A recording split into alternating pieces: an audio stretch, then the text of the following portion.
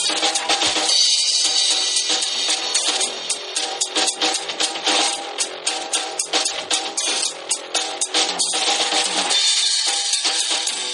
to The Watching Dead, the officially unofficial podcast for AMC's The Walking Dead. I'm Jim. And I'm Aaron. And this week we're going to be covering Season 1, Episode 4, entitled Vatos. Hey now. Before we do that, I just want to pimp my brother's band a little bit, because he wrote our awesome theme song. It's mystereonamusic.com. Go there, you can find the whole 4-minute song, if you're interested in that, if you like our theme song. And also link that in the show notes every week. Yes, and that is in the show notes. So let's get right into the recap. Okay. Are we sure? I could like to put off this first scene. Really? As long as possible. You don't want to go right into it? Yeah, it's like we could go into an exciting recap, or we could just let the listener hang with that because it's basically wasted space. Sure. Bring the music back up. Relevant. Yeah, that's what I want to do. I'm just going to tease it some more. All right, recap time. So Andrea and Amy basically discover their dad while fishing here. That's basically what the writers did to us. We don't give a shit about Andrea and Amy. We want to find out what happened to Merle, but no, we get treated to a fishing scene. Yeah, I mean, I understand what they're trying to do here, right? That doesn't even make sense. They're trying to connect those two characters so that we feel something at the end when she dies. But I don't. It was dumb. Yeah, it wasn't a very good scene because to me it was just their dad fucking with him. Right. Like, what possible reason could one of them have to catch the fish and one of them have to let... Is he trying to make one of his daughters a whore? I mean, that's what I got from that metaphor. Or one of them a badass and one of them a super wimp? Like, yeah. I don't know. We're so different. We're both blonde-eyed, fair-skinned, blue-eyed, blonde-haired, fair-skinned. Yeah. They couldn't have picked any two actresses who look more alike for this, and yet... I don't get it. How does that, one's a fly fisher and one's a sinkler? And, they tie different knots. How does that have to... What dad does that? I'm going with he was just fucking with them options. Yeah, psychopath. Yeah. That's what I think. Yeah, your dad was mentally and emotionally abusive girls. And one of them, he taught to look pretty when they smiled. Yeah. And the other, he trained to be savage. To be Andrea, yeah.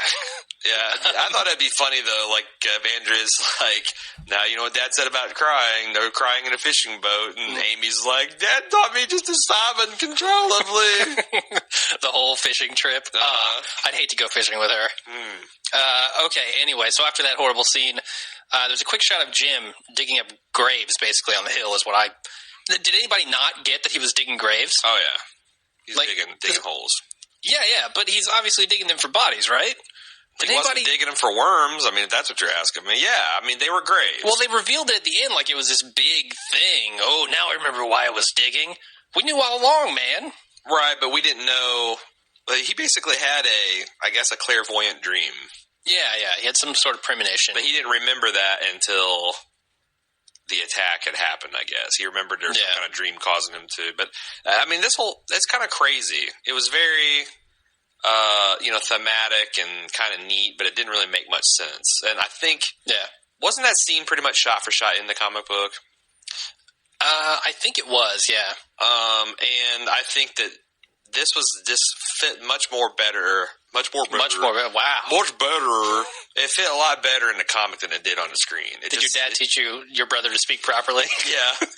And me to talk in a Pigeon Hill Jack accent. But no, I thought that this would have worked in the comic, but on the small screen, it just seemed overly dramatic and not believable in the universe that Walking Dead inhabits. Sure, I can go with that. So then we come back from the introduction of the show, and we get the rooftop scene with Daryl, the one we've been waiting for since last week. He basically sees the hand, and he's pissed off, and he threatens to kill T-Dog. And Rick says, no, I'm not having any of that, with a pretty damn big weapon pointed to his head. Yeah, you think that he would actually kill Daryl there? He said he would. I mean, he said, I'm on his side. I'll do this. I don't care what walkers hear me. Right. So I believed him. Yeah. I think he would. I don't have much more to say about that scene. I mean, it was a cool scene. Every scene that Daryl's in, I love. Plus, he's you can tell his brother's just in awe of, Merle. Yeah. He's talking about what a tough son of a bitch is. And crapping out nails. Yeah. Feed him a hammer, crap out nails. So it's I thought that was kind of interesting. Yeah. Anyway, go ahead. So then Dale actually goes up to the hill and confronts Jim, or tries to anyway, but Jim just totally ignores him, keeps digging. And Dale, being a huge puss, doesn't do anything. I mean, Shane comes up later and actually says, hey, what are you doing? Right. And tries to get a response or something from him. But Dale doesn't do that. The ladies did deliver a piss pot full of fish.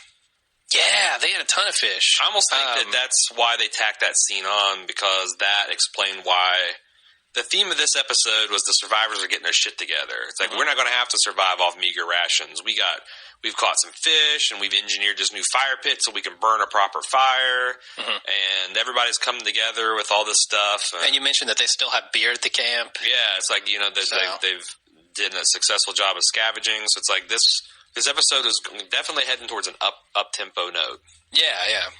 Before Amy and Andrea come back with fishes, though, they're actually still tracking Merle. It cuts back to them, and they see that he's cauterized his wound on the stove. Yeah.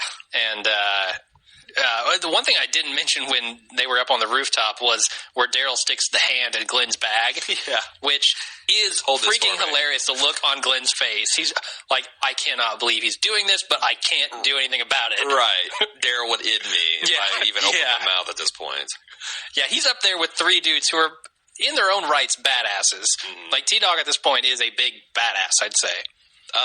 He stood up to Merle, like, he's doing his thing, you know? Yeah, he beat some zombies to death with baseball bats earlier in episode 2. Exactly. And Glenn, while he's, good at tactics, he's not the fighter that these guys are. Right. Anyway, so yeah, then Andrea and Amy come back with the fishes, and Dale says that they have a problem. Right. And that's when... well, actually, no. It still doesn't happen. They have a whole bunch of these scenes chopped up here. Yeah, it's tough to recap that way. It is, yeah. But basically, the group in the city finds all that stuff, and what do they do? Well, see, Daryl wants to just take to the streets and start finding Merle, and Rick's like, that's crazy, you'll never make it, but if you calm down, we'll all help you. And T-Dog says, well, I'm in, but I want to make sure we have more than just my good intentions. You don't want to go out there with just a dick in his hand. Yeah, so he wants the guns. Got the guns first, then they can look for Merle. Yeah. So then Jim is still digging up on the hill, and Shane leads the group up there to actually confront him. And Jim attacks Shane with a shovel. Yeah. What do you think of that? Smart move, bad move? It's a move. It is a move. I think that the problem here is that, Shane has kind of freaked Jim out. Not that Jim... Well, Jim has freaked everyone else out. Right, but not to disagree with, Shane's no tolerance of women being abused policy and beating the shit out of woman abusers policy. But I think that Jim sees that and is like, suddenly he's kind of scared of this group dynamic, and his brain goes a little crazy. Maybe he did get a little heat stroke and started, digging that stuff. Yeah, I mean, I was wondering, really, what is Jim's problem up there? I mean, he tells it a little bit later on. He's basically, he had that dream, but he's also feeling very guilty about watching his family die and running away. Right. Which he explains right there when Shane attacks him. But it's interesting what he said. I'm going to. Because I feel like there's a lot of foreshadowing in this episode and things that people say, and I'm going to just bold those, and we'll talk about it in the spoiler section. Because, again, we don't do spoilers on cast, but at the end of the cast, we play a musical interlude, and then we talk spoilers exclusively. Yeah. So don't worry about being spoiled. We'll make sure we warn you. I'll have plenty of time to switch off the iPad or the Zune or the Windows Media Player or your...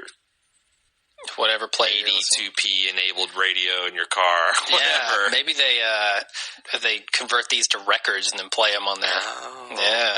Burn into wax cylinder. Yeah, we're going to start selling records, actual vinyl LPs recordings of the podcast. We sound warmer.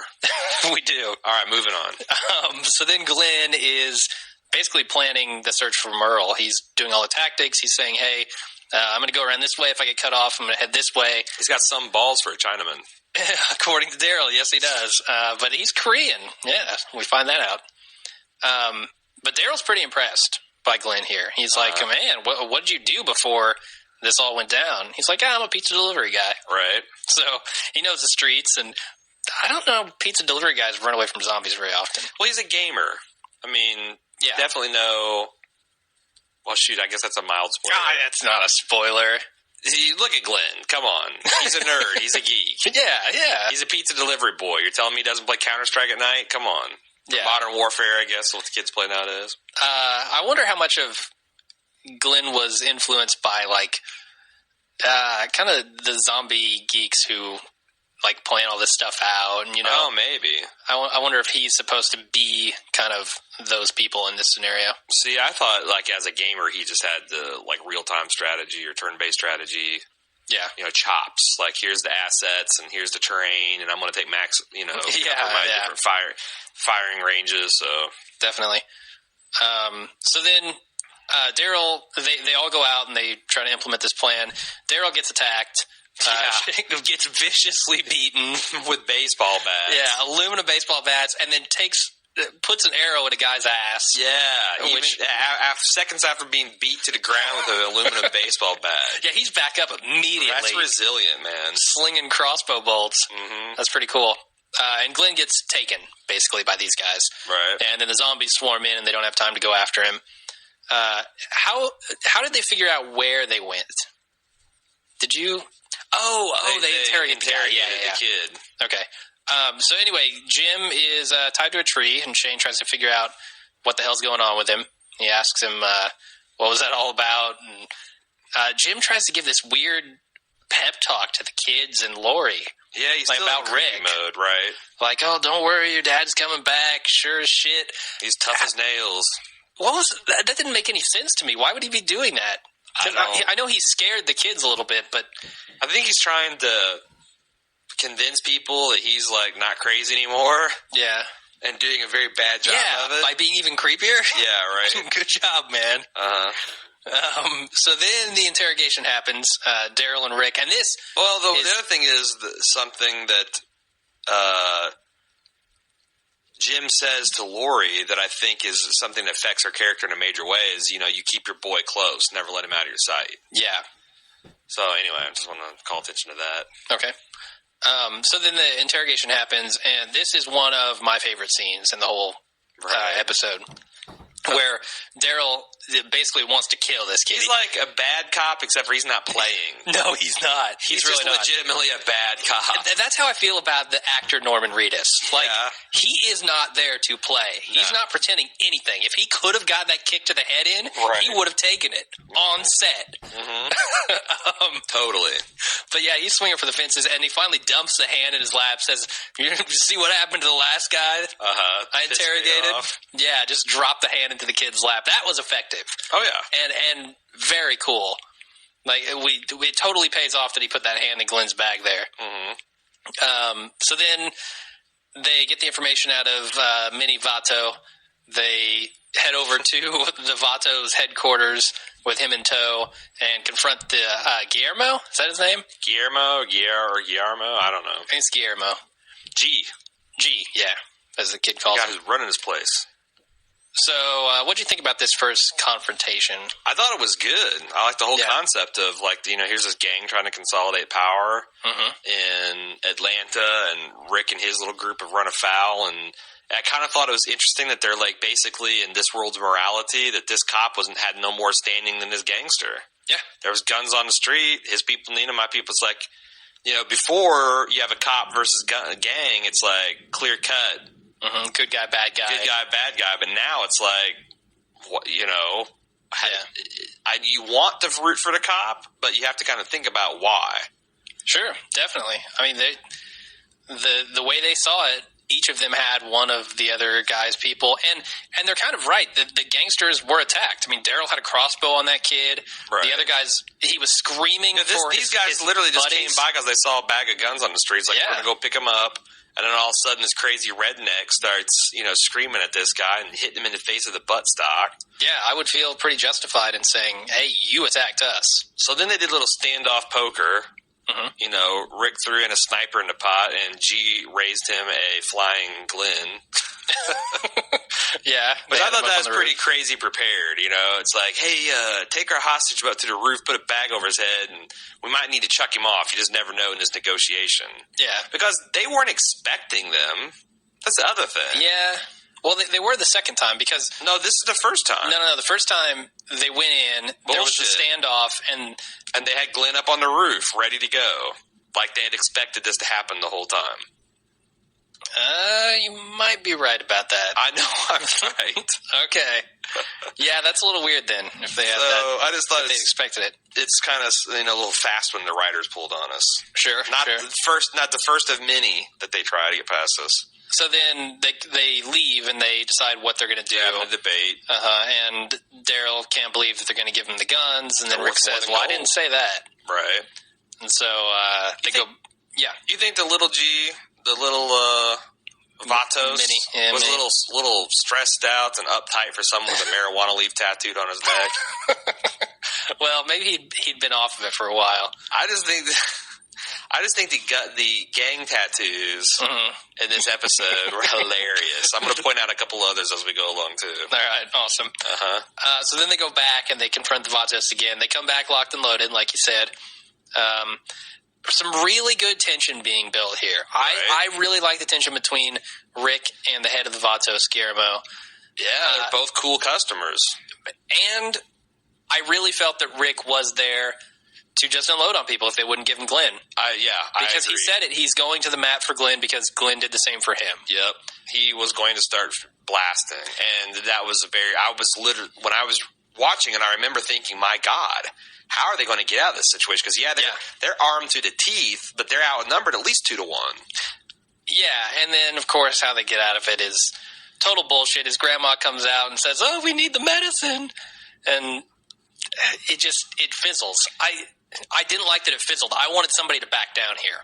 I wanted to see Rick, show a pair and have this guy back down because he didn't want to die. Yeah, what were the writers thinking? Because this just didn't work. Do you think that they were afraid of showing these Latinos in a stereotype gangster role?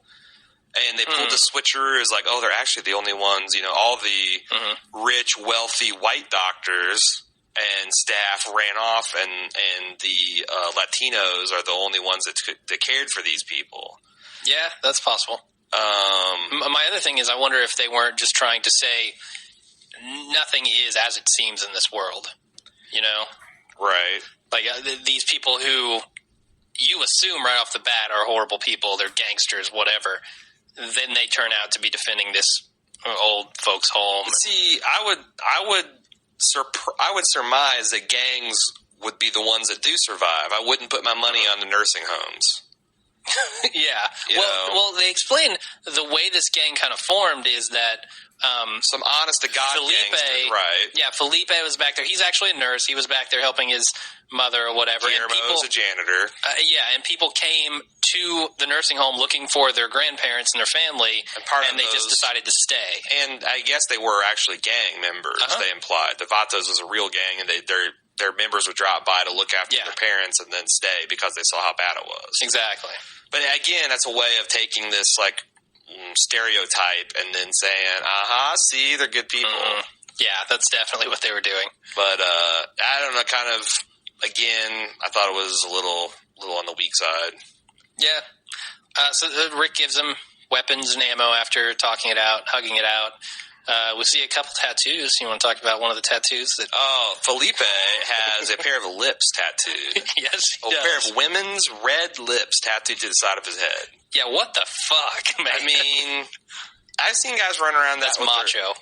I've seen guys run around that tattoo on their neck, which I still think is kind of weird, like a permanent hickey. But to have one on the side of your dome? What the fuck? Maybe he wanted it somewhere that he could cover up if he ever chose to. Just grow it there. Kiss me where the sun shines on a regular daily basis. It doesn't have the same ring to it. Not where the sun does not shine. I also love that, if you're watching this episode with this listener, look at Andrew Lincoln's face from the moment that Grandma comes out until the end of the episode. That's basically the viewer's face. Just what? What is happening? What am I seeing? None of this makes sense. Yeah. I also think that the speech with Guillermo is kind of some foreshadowing because he talks about the people we've come across have been the worst cops you can imagine. I know that the creators want to take the show there in that direction to show these survivors so far it's been mostly zombie-based conflict. Yeah. But this is a little taste of when you actually run across the, less savory portion of the still living population. Certainly. I mean, that's a big part of the zombie genre. Is not just the dead, but the living and the breakdown of society that happens and the chaos. So then they head back to the van, and they find it missing, and they assume that Merle has taken it. Do you think Merle has taken it? I thought Merle had taken it when I saw that, and I was really worried about them getting back to the camp on time because Merle was going to. I believe Merle was going to fuck shit up. Yeah, they made it sound like Merle's going to rain some shit down on the camp. But it turns out he doesn't have anything to do with that. Unless maybe he does. Maybe he's the one who led the zombies up there. Yeah, he packed a moving truck full of zombies. And just dropped them with all. his bare hands. Awesome. I think that's exactly what happened. One-handed. Yep. So then Andrea's trying to put together a birthday gift for Amy. Do something nice for her, but she can't find any wrapping paper. Right. Dale looks around. Dale finds some toilet paper and wraps it up. No, I assume, what else are you going to use out there? I don't know. Dip it in earwax. You suggested poison ivy, which poison ivy leaf. I thought about and then dismissed. Yeah, not a good idea. Well, she's only got a 1 in 3 and 4 chance of being allergic to it. Oh. No, I guess a 3 out of 4 chance. Oh, she's got a 1 in 4 chance of it not affecting her hands at all. So I would go with the poison ivy. It's a pretty leaf. Sure, better chance at a zombie bite. That's for sure. But Jim has settled down. Fun fact. Yeah.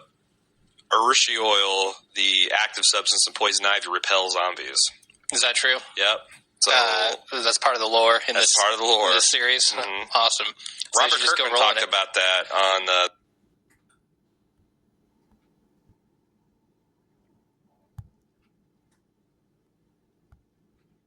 Talking Dead. Yeah. Sure. Spoiler alert. So Jim settles down, and then Shane decides he's going to release him.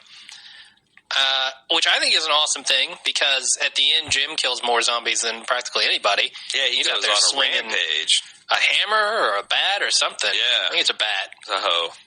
That's a hoe. He's swinging a hoe. Yeah, but he lets him go. And then we check back in briefly with Ed, who is looking pretty beat up. He looks pretty brutalized. Yeah, he's going to have a long recovery ahead. I'm actually surprised he's not worse. As a savage a beating that... Yeah, I mean, I thought it looked pretty good to me. I thought the day after, and I'm sure that his, bones, and he had some facial bones break. Yeah, that's true. I would think it would be black. Yeah. And he had those, kind of light green bruises like they'd been healing. I figured his face would be raccooned for sure. And it seems like he's either a really tough dude or none of the bones were broken, because he's not visibly in pain. No. He's just kind of like, yeah, whatever. I got beat up. I don't want to go out there. Although creepily, he does want his daughter to stay behind to help keep him company. Yeah, super creepy. That made me throw up my mouth a little bit. Yeah, I don't know the exact relationship there, but that's weird. Right. And to her credit, Carol stood up to him. Yeah, because he really couldn't do anything. He was right. Plus, she'd just get Shane over there. Yeah, to beat him again. So then Amy goes off to pee, and the zombies attack. No, we missed the second most annoying scene in Walking Dead history. Oh, that's right, the campfire chat with Dale talking about that damn watch. The ass watch. He carried in his ass. Yep. For 5 years in Vietnam. Yep. I don't have much to say about this. It was pretty it wasn't anything to me. Yeah, I mean, I don't know. It's like as many. So this is the first time the kind of survivors get a chance to kick back and not be fleeing for their lives or dealing with danger. So they have this fun, and then of course, the zombies attack. Yeah. You think they learned a lesson, but this is something, to a kind of theme I see, that the survivors get comfortable and they just start fucking off. Yeah. Yeah. And they do this over and over again. It's kind of annoying. I think that's the natural reaction to feeling safe, to feeling comfortable. Do you think this show will ever move away from that, to where they'll have lost their humanity so much that they're like Tom Hanks in year 5 of Castaway? Maybe that'd be cool. He's just standing there, half naked, not even bother cooking crab anymore. Well, it'll take him 100 seasons to get there, because it's moving at a pretty slow rate. Yeah, I want him to see Daryl just catch a squirrel with his bare hands and not even bother to clean it. Just, you know. Just catch it with his mouth. No better than the zombies he kills. but make his mouth into a mouse trap. All right. Just put cheese on his tongue. Wait for the squirrel. Yeah. But just bite it. Can we talk about Lori Holden for a minute? Sure. What do you have to say about Lori Holden? Look at her. That's a beautiful woman, That's an right? attractive lady. Yes, it is. You would not kick her out of bed. Certainly not. There's one more recent from the Walking Dead era. She's, again, still looking attractive woman. very attractive. What the fuck happens to her when this happens? like if she's mildly amused or showing no emotion, beautiful woman. Sure. The second she starts showing any kind of emotion, I'm showing Jim a picture, a still frame of her crying over Amy here. Yeah. That is not recognizably human. No, that's some sort of alien life form. That it looks like Louis Gossett Jr. from Enemy Mine.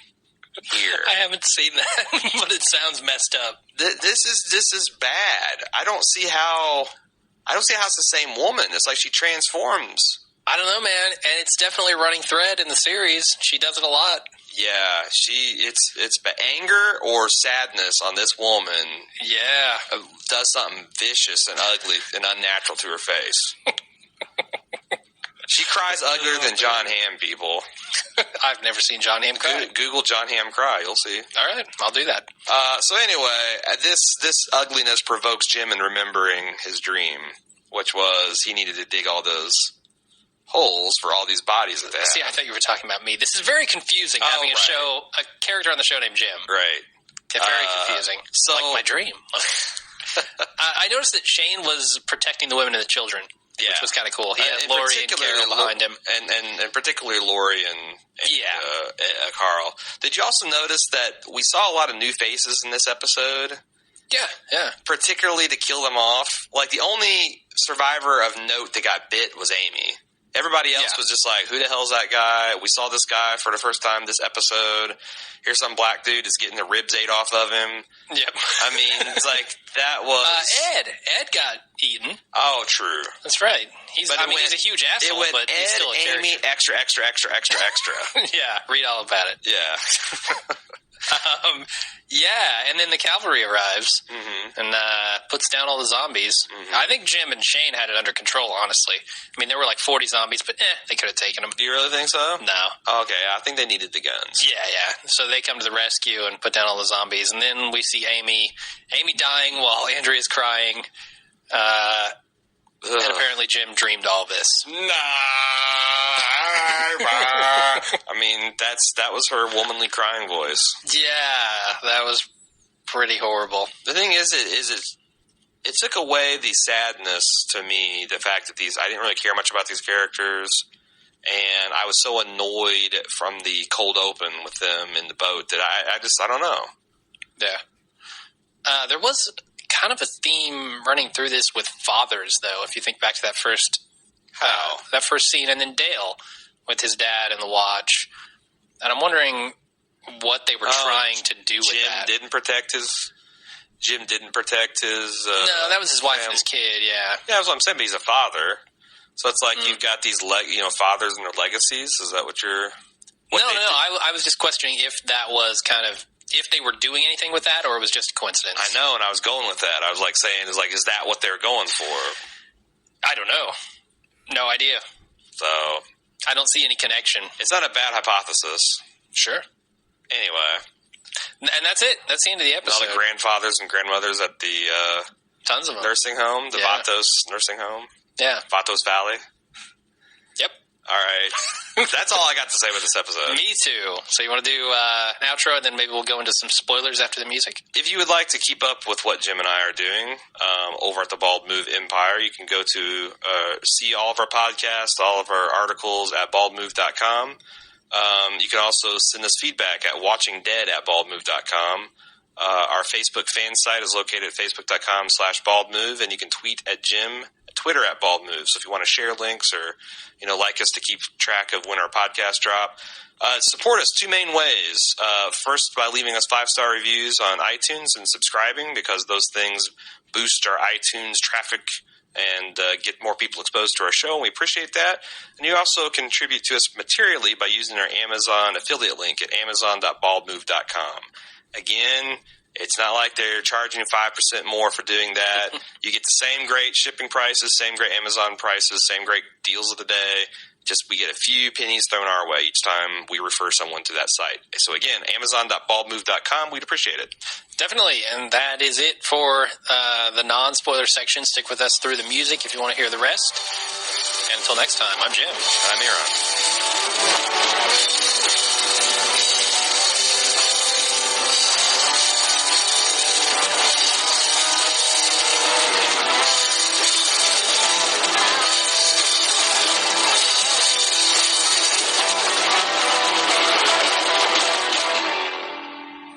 We're back with the spoiler section. Do you have any spoilers to talk about this time? Spoiler section where we let our hair down. Yeah, we just get pretty loose here. It's not quite so uptight and starched shirt as our main review. So I thought, as I was taking notes in this episode, Jim, that there was a lot of foreshadowing character traits, and some of it that we've seen paid off, which makes me think that some of the other stuff we will see pay off. For example, we haven't seen Merle yet. Mm-hmm. In fact, let's start there. Do you think Merle took the truck? Yeah. Why did Merle not go back to the camp to, fuck shit up? I don't know. That does not make any sense to me. Because he certainly knew the camp was there. He could have gone back and just said, well, because I guess, it'd be him against the whole group and they have weapons. I think it seems like he could think up of a story about, why he was the only one to return. Mm-hmm. I don't know. Maybe he just didn't see. I just thought... Well, he's got to assume that since they're not in that shop anymore, that they've gone back to camp, right? I would think, yeah. And certainly they've told the group why Merle wasn't back. Right. And what happened with him. So maybe he figured that they spun the story in their favor and that he was going to be the bad guy if he went back to camp. Well, I think he would assume he's the bad guy anyway. But when what do you think his mental process was when he came across their truck? Like, they came back for me, or maybe he thought they never made it out and they got ate by zombies, and this truck out on the outskirts of town is a proof. Maybe. I don't know. Or wait a second, he doesn't know anything about that box truck. Because they stole that after they left him on the roof. That box truck is new to the camp. That's right. Yeah. So he just took some random truck, but why would he walk all the way out there to take a random truck? Maybe that's just the best way out of the city. Seems like that's the way the group got in and out. He'd be the most familiar with it. So then he's like, he sees this truck, and he's like, free truck. So maybe he was going to walk back to camp like they did? I don't know that he was if he wanted to get back to camp, he would have gone to camp. Yeah. Why did he not go back to camp? That's what I'm trying to figure out. I don't know. We don't know yet. We're a season and a half in. One thing that kind of shadows it is Daryl says nobody can kill Merle but Merle. Mm-hmm. Do you think that will be significant? Like, do you think he's going to come back? A lot of people have speculated that he's going to come back as like this governor role, which I know you haven't gotten that far in the comics. But, where I wonder if that will be foreshadowing is that he has pretty much the group beaten and enslaved, and somehow his own ignorance or drug use or paranoia will do himself in. Yeah. Do you think that's foreshadowing and thought that far ahead, or am I reading too much into this? I think it'd be pretty cool if they did that. I'd certainly like to see him come back as the governor. Right. But I also thought, like, when, Jim accuses Shane after he takes a shovel, like, this is just what you do to people. Mm-hmm. Anyone that gets in your way, you basically beat up and destroy. That is an accurate depiction of Shane. Yeah. Like, to the man, like, so apparently... He does it to Otis. He does it to Ed. Ed wasn't even in his way. Ed was just a victim of his rage. Right. And then, Dale gets taken advantage. The only reason Dale's still breathing at the end of season 2.0 is that Shane didn't have to kill him. Yeah. He didn't. He stepped out of the way. Yeah. Is what he did. Which I really think that he's going to kill someone in the group before the end of season 2.5. Possibly. That would be pretty dramatic. The other spoiler that I had is we said earlier that only Ed and Amy get bit here. Obviously, we know that's not true. Right. Jim is bit as well, but they don't make mention of it this episode. I kind of thought in retrospect that they definitely showed him kind of grabbing at his stomach. Yeah. And, you know, I kind of got the impression the second time through that maybe we were supposed to at least see evidence that he got bit in this scene.